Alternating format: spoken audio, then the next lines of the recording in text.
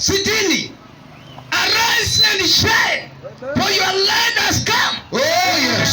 So I come to tell you that. Yes. Arise and shine. Yes. This is your time. Yes. Amen. Hii ni wakati wako wa kupata wokovu, na wokovu utapata bure. Bwana akamwambia Petro, wewe nimekuita jiwe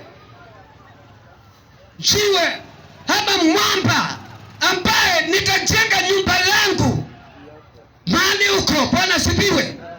Kwa hivyo Bwana ametujengea nyumba. Bwana sifiwe. Ametujengea kanisa.